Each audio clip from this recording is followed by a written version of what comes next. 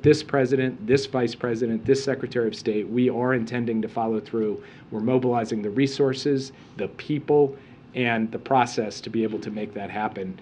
And I think you will see in the months that follow the results of all of this actually reflected in reality. And on Angolan investment, recently President Biden announced $2 billion investment for Angola.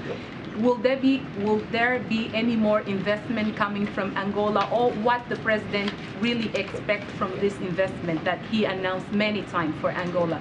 So he really expects that you will see a major deployment of solar power in Angola. That was a significant project that was facilitated by funding and mechanisms from the United States government. So he's looking forward to seeing that actually come to fruition. At the summit, he will have a series of other announcements that benefit a wide range of countries in Africa, some of which also will come to the benefit of Angola. I will leave those to the specific sessions in which each of these announcements will be laid out, but you will see projects in health, in climate, in trade, in investment, in infrastructure, and in many other areas, including security cooperation, that range from every significant region of Africa benefiting from different parts of what the president and his team will lay out over the next few days. Equatorial Guinea, Jake, will finally the U.S.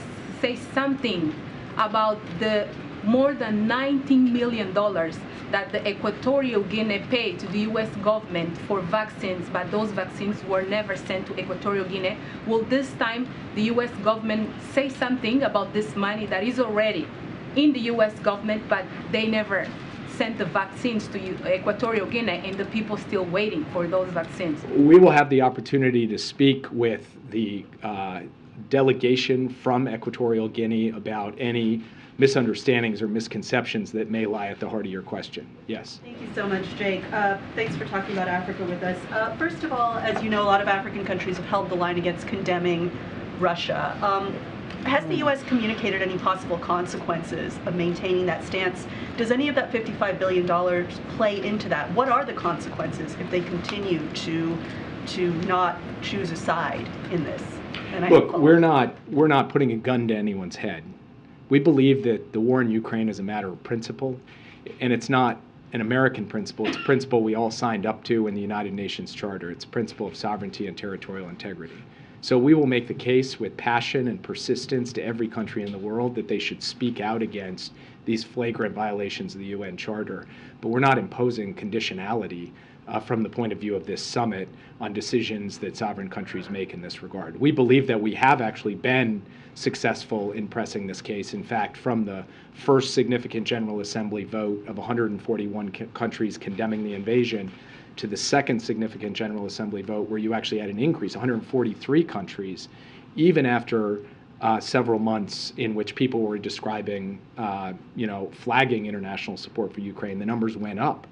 And we think that that is because countries recognize there are deeper principles at stake. That's how we're approaching this. We're not approaching this from the point of view of coercing other countries. That's not how the United States is going to operate with respect to countries in Africa. It's not how we have operated. And yes. Elections, Jake, you mentioned the 2023 elections in Africa. Can you just highlight the ones that you're concerned about and how the U.S. is going to work with these countries? I'm thinking of Congo, Sudan, and South Sudan that are having big ones next year. So, what are you going to do to make space for them to have these elections? I want to be clear that having a meeting about elections in 2023 is not about us raising the alarm bell or claiming, we've got concerns and then solutions. It's rather to say, there are important elections coming up.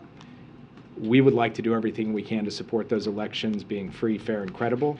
And that goes for every election taking place in 2023, not picking and choosing certain ones and setting other ones aside. So the meeting is designed to indicate that the United States is focused on being supportive of free, fair, and credible elections everywhere they are taking place in Africa in 2023.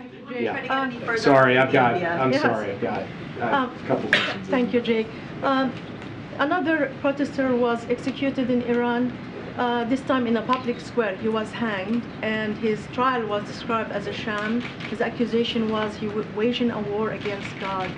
What can the U.S. do to support these protesters who bravely participating in these demonstrations, but they're being killed or arrested. And second, can you update us on any potential meeting between you or the president with the families of the American Iranian hostages who've been held in Tehran, and they've been asking for a meeting with you? So I have had a chance to meet with the Namazi family. I have had a chance to meet with Murad Tabaz's family. And in just the next few days, I will also have a chance to meet with Ahmad Sharji's family. So I've already, in the past, through Zoom, in person, on the phone, engaged deeply with many people who have been personally affected by their family members being detained, unjustly, unlawfully detained in Iran.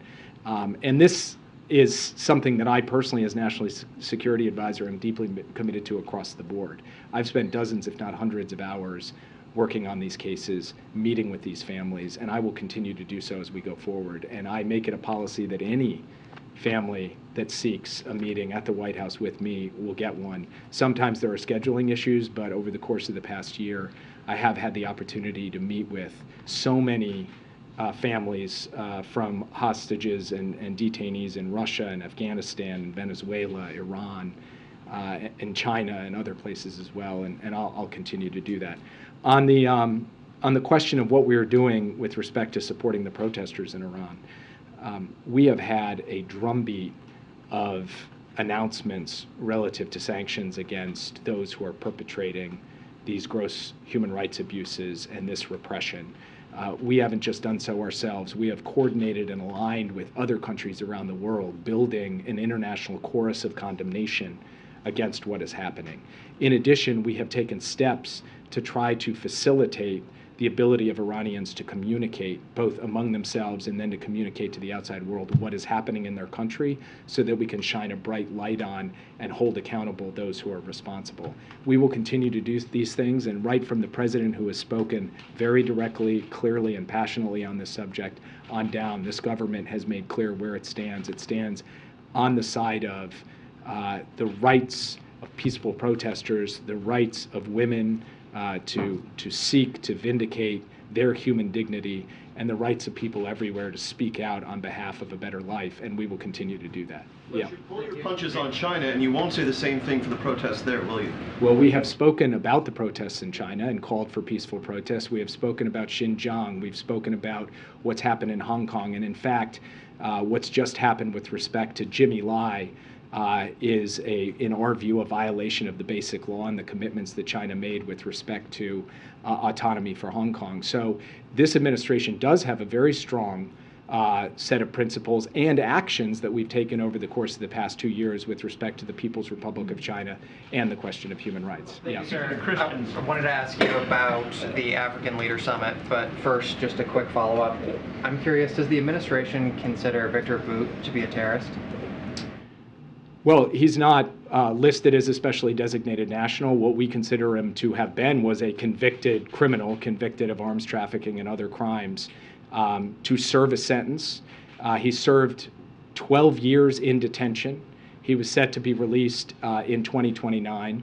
And of course, before we make any determination about whether to send somebody back as part of a deal to get an American home, we make a determination about the national security implications of that. We did that assessment in this case. We believe we can manage those challenges, but we will remain constantly vigilant against any threat that Viktor Bout may pose to Americans, to the United States going forward. We also would just point out that there is no shortage of arms traffickers and mercenaries in Russia who pose challenges and threats to the international order, to the United States and otherwise, and we are vigilant about that as well, which is why we have built, alongside our allies and partners, such a robust policy in dealing with the threats posed by Russia. Question about the African Leader Summit. As China looks to increase its influence on that continent, I'm curious, will the president seek to deliver any kind of message or word of warning to these African leaders that Beijing, whether it's through their financing or economic or military aid, is not in fact a faithful ally or partner? This is going to be about what we can offer. It's going to be a positive proposition about the United States' partnership with Africa. It's not going to be about other countries. It's not going to be attempting to compare or contrast. It's rather going to be about the affirmative agenda that the United States has to bring to bear with Africa. Yeah. Thank you, Jay. I went around yesterday to see how much African leaders were paying for the hotel for this trip, and I realized that some of the hotels in DC were charging them up to $22,000 a night. So it's an expensive trip. Some of them will spend $50 million for countries where people live on less than $1 a day. And so my question is, if they have to spend all this money and travel thousands of miles, why didn't the White House plan one-on-one meeting with those African leaders? Well, first, the president will have the chance to greet every single African leader and engage with them as they come for the dinner tomorrow night. Second, if you look at the substance of this summit, the sessions that he is going to sit with those leaders around the table and deal with, it is the things that they have asked to talk about that he will be talking about with them. And those leaders will have the opportunity to speak in those sessions to President Biden and to one another so that we can collectively come up with a common strategy to deliver for the people of Africa. And if you look at what substance this summit is going to deliver, from the business forum all the way through to the leader sessions, I believe that it is going to be 3 days where you will see put on display real, tangible deliverables and results that are going to improve people's lives. And ultimately, as I said before, I will ask you, judge us on the record of how that ends up playing out, but I'm confident that it is going to play out well. Jake, my final question, Jake, if I can ask. Title 42 is expiring. Do you see a national security, are there national security concerns over the Title 42 expiration? So the team has been working very hard to ensure that we are taking steps to be able to manage the expiration of Title 42 and to put in place a process that will be orderly and humane. And we believe that in doing so, we can protect our national security concerns. That is a process that others can speak to better than I can, but from my perspective, the issues related to ensuring an orderly, humane migration process at the border are being persistently and constantly addressed through the interagency process, and we are working through what the procedures will be in place at the moment of expiration on the 21st. Does the U.S. government have any sense of how many people are coming across that that there is no visibility on? How many people are crossing that you have no idea who they are? I'm sorry, I'm not sure I understand the question. How many people crossing the border that the U.S. government has no idea? Like estimates of how many people crossing aren't giving their name, aren't giving IDs, aren't able to verify who they are. So we do have estimates of how many encounters there are at the border on a daily basis. We have processes and procedures in place to identify those individuals, to process them in an orderly fashion, and then to do what is appropriate based on that processing. And we have believed that that system is a system that does an effective job of being able to determine who is coming across the border and what the right way to deal with their case is. Yes. Thank you, Jake. On the IRA issue, the last time at the CSIS conference, you mentioned that you will have some kind of solution for the IRA, but you haven't heard. Regarding the issue of subsidy exclusion for South Korean electric vehicles, under the IRA, what kind of talks are going on with South Korea now, and what solution does the United States have for mutual benefit as an economic alliance with South Korea? So we have had extensive consultations with the Republic of Korea on the Inflation Reduction Act, and in particular the relevant provisions related to electric vehicles. Those have been constructive conversations. They've happened at multiple levels, including a discussion between our two presidents. And we feel confident that we can get to a place of understanding and where both of our countries' economic interests will be taken into account. And we will see that unfold in the coming days and weeks. This is a big, complex piece of legislation. Not everything gets resolved in a day, a week, or a month, but we believe that we will ultimately have a long-term approach that vindicates the economic interests and needs of American workers and businesses and of our ally in the Republic of Korea. I'll leave it at that. Thanks, guys. Thank you, Jay. All right, I know we're kind of running out of time, so I'll do two things at the top and take a few more questions for folks. Many of you have been asking about plans for tomorrow's bill signing. Tomorrow, President Biden will sign the Bipartisan Respect for Marriage Act into law at a celebration on the South Lawn with thousands in attendance. In May 2012, then Vice President Biden made history when he said, and I quote, "This is all about a simple proposition. Who do you love? Who do you love, and who you'll be loyal to to the person you love? Will you be loyal to the person you love?" End quote. The Respect for Marriage Act helps ensure that proposition is fully realized in the United States. It will give peace of mind to millions of LGBTQI+ and interracial couples who will finally be guaranteed the rights and protections to which they and their children are entitled to. The legislation also enjoys support from a majority of Americans across party lines and faiths. Tomorrow, the president will be joined by a bipartisan group of lawmakers as well as advocates and plaintiffs in marriage equality cases across the country to sign this critical legislation into law. There will be musical guests and performances to celebrate this historic bill, and the president will also note that there is much more work to be done to protect the LGBTQI+ individuals across the country, and including passing the Equality Act as well. And before we go into questions, I have one more thing that I want to address from here is about what the president, you've heard what the president has been focusing on, which is rallying the world diplomatically. You heard that from National Security Advisor Jake Sullivan, and continue to reestablish American leadership abroad, protecting people's constitutional rights by codifying marriage equality, as I just discussed. But what is in the incoming House Republican majority doing? One of their leaders, Marjorie Taylor Greene, is saying, quote, "If Steve Bannon and I organized January 6th, we would have won. Not to mention, it would have been armed." This is what is coming from a member of Congress. And what's more, she said to a group that lashed out against condemning Holocaust denial, they were giving her an award. You have all heard the president warn about awful conspiracy theories and violent rhetoric that used to be undermined, which undermine the rule of law in our democracy.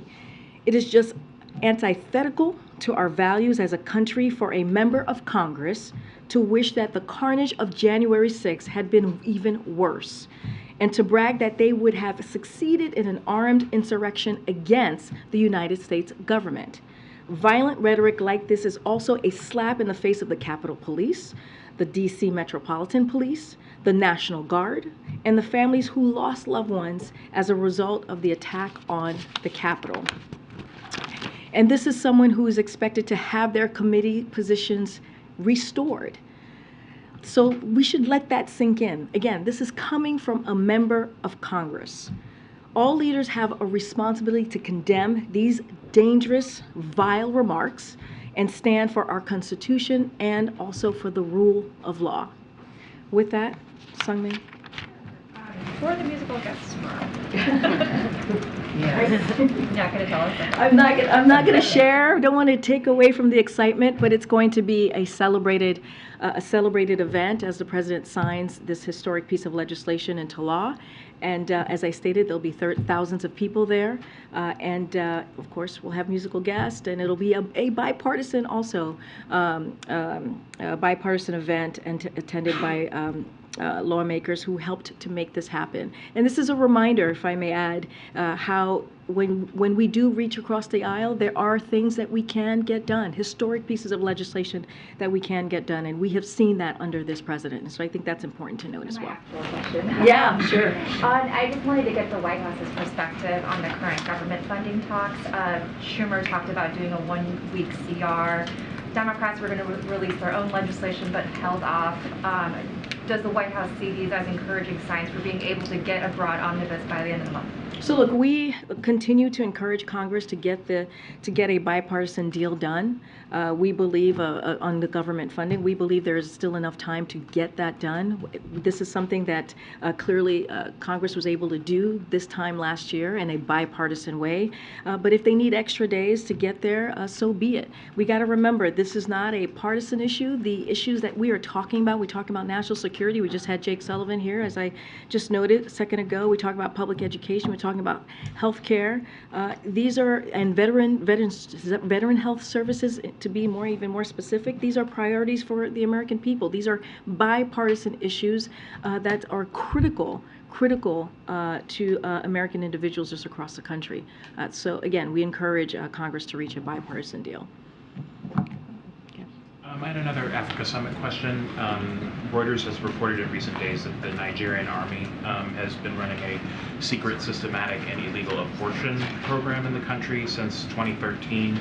Do you expect that to be a topic of discussion for the Nigerian delegation to the summit? Again, Jake laid out how each individual African leader will have an opportunity to talk and discuss and have conversations with the president, who he very much looks forward to doing that. I'm not going to get ahead on what may come up, may not come up. We've laid out pretty extensively, at least the top lines, as you've just heard from Jake, what we believe our goals are.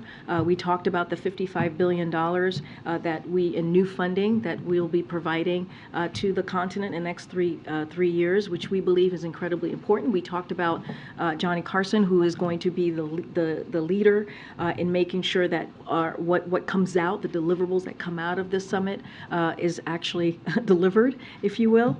And so, look, we are committed to this. Not going to get ahead of that particular conversation, but certainly that's something that we're monitoring. Jake had mentioned a little bit about the discussion on trying to free Paul Whelan. Is this administration drawing a line in trading any type of sanctions relief to secure Paul Whelan's release when it comes to Ukraine? Yeah, look, when it comes to Ukraine, and Jake said this, when it comes to Ukraine, we are pretty we've been, pretty emphatic about this, pretty steadfast, that we are going to, as a matter of the right thing to do, as a matter of protecting a country's democracy and lifting up and making sure that the people of Ukraine have what they need to fight for their freedom, fight for their sovereignty.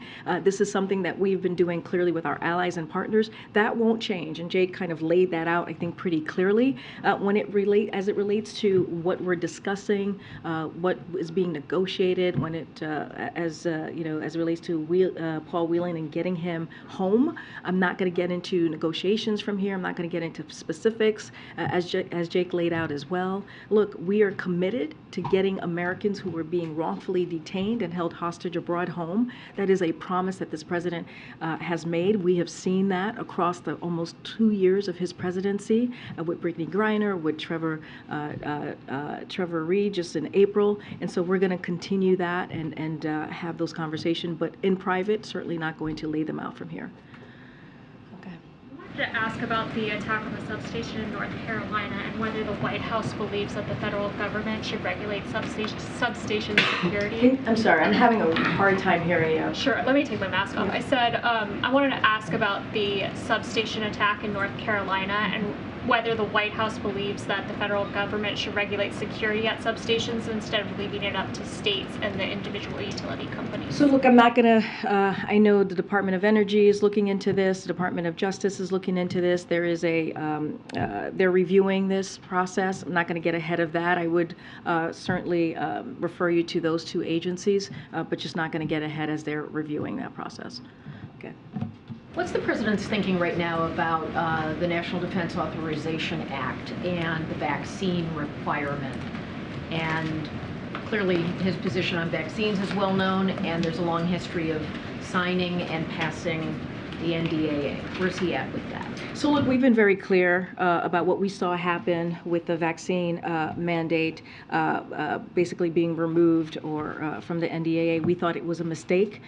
We think that Republicans in Congress have decided that they'd rather fight against the health and well-being of our troops than protecting them. And again, it was a mistake. As it relates to the NDAA, we're not going to get ahead. The Senate is going to take this up, so we're not going to get ahead of the Senate process.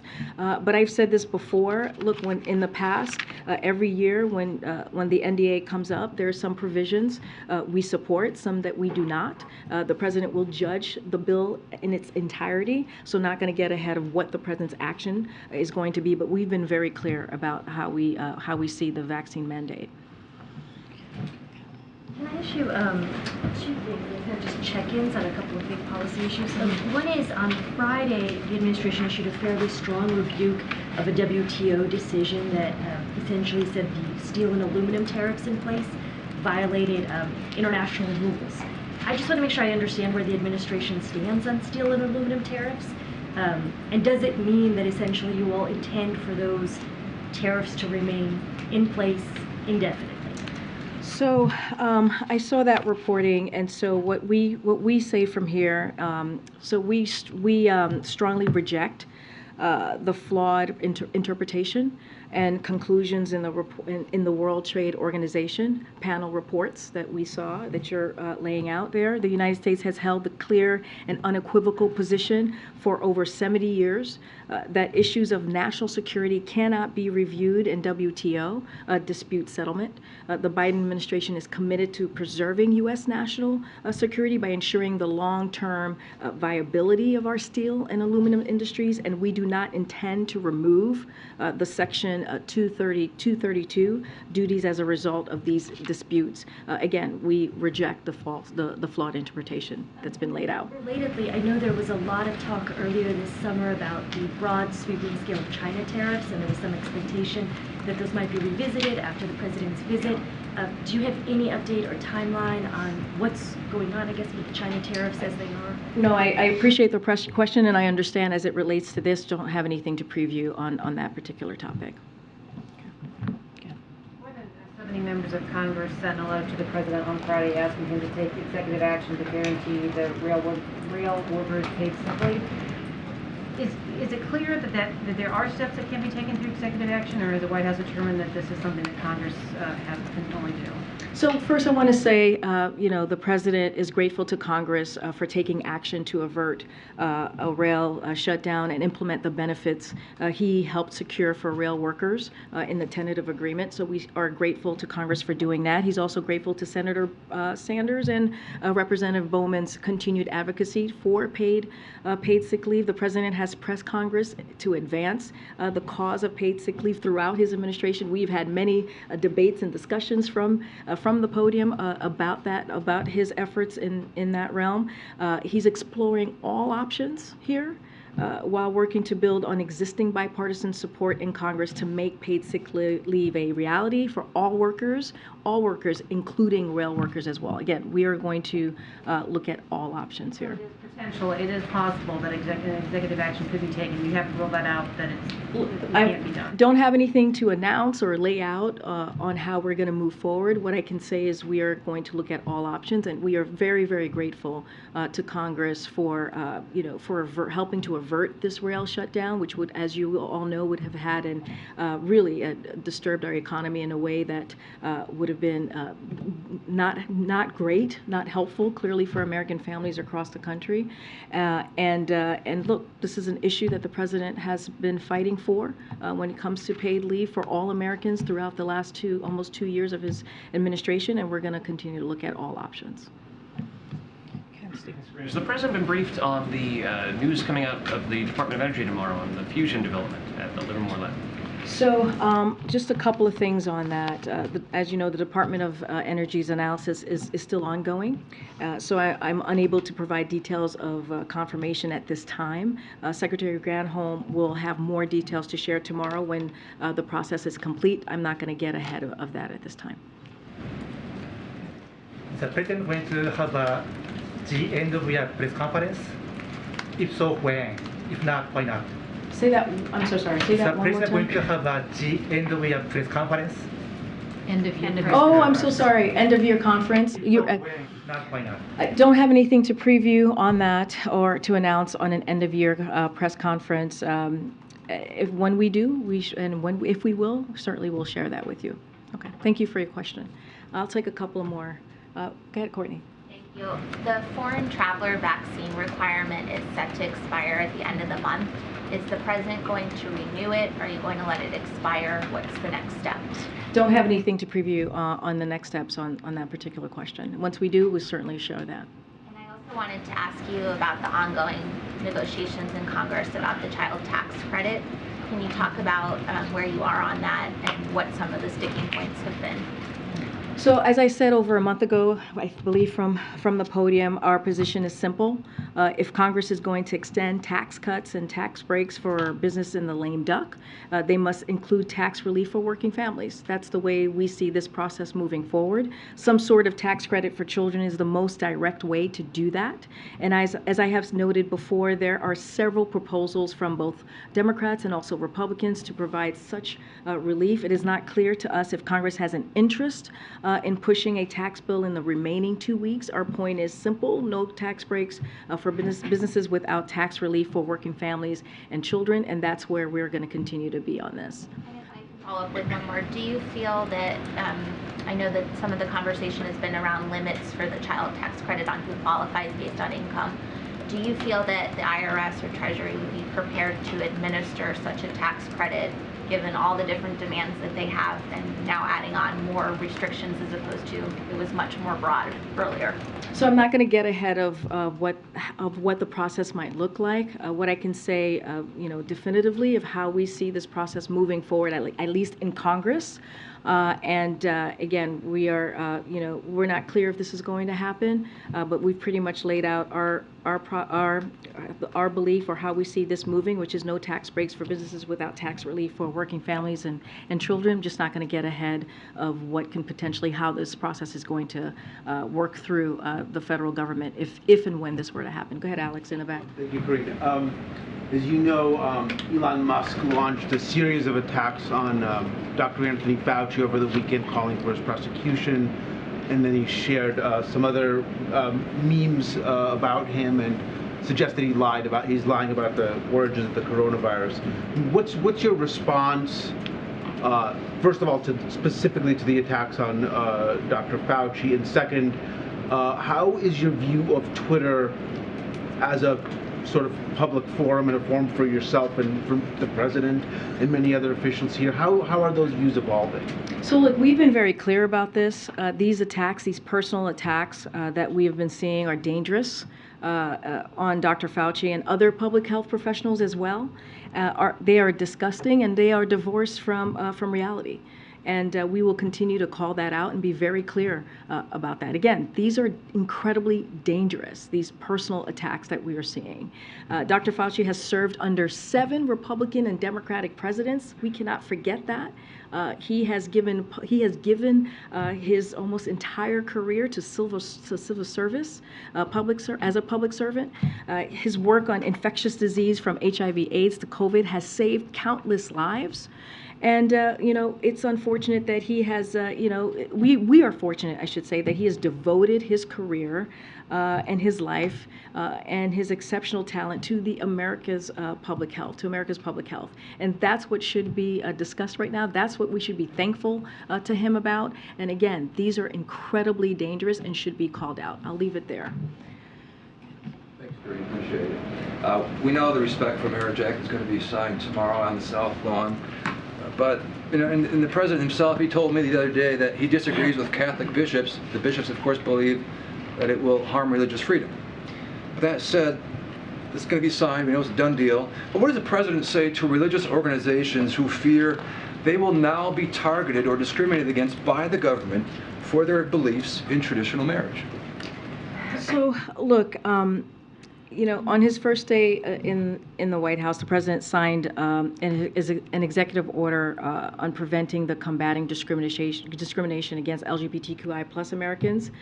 And that EO has led key agencies, including HUD, HHS, ED, DOJ, and CFPB, to strengthen non-discrimination protections in housing, healthcare, education, criminal systems, and credit and lending services. And so I say that because he has been so committed to this issue from the beginning of his administration. And when you look at this piece of legislation that has been passed, it actually addresses also the question that you're asking and takes that into account. But look, tomorrow's going to be a really important day for many Americans, millions of Americans across the country, and I think we cannot forget that. But I'm gonna move on. I'm gonna move on. Go ahead. Sure, thank you. I have a question on the African Leaders Summit. My colleague already asked this question, but I want to ask you about, it is no secret that China has bigger influence and more investment, more trade with Africa. And I understand this summit is not about specific countries, but it's about sending a affirmative message. But I want to ask you, what kind of role do you expect for this summit to play in terms of competing the influence over Africa against China? Look, I want to be very careful here. I'm not going to go beyond what what Jake just stated. It's not going to be about China. It's going to be about Africa. We worked very closely with African nations, as Jake said, and also the African Union about what is important that they want to talk about and discuss with the president. Not just the president, the vice president, our cabinet secretaries. And so that's going to be the focus. That's why we announced the $55 billion. That's why we announced someone who is going to make sure that over the next couple of years, as we continue to move forward with our relationship with Africa, that things that we discussed, our deliverables, will occur, will happen, and showing our commitment. And so I think that's where we want to stay. That's what we want to focus on how we can move that relationship forward and what we can do to assist the continent. All right, thanks everybody. See you tomorrow.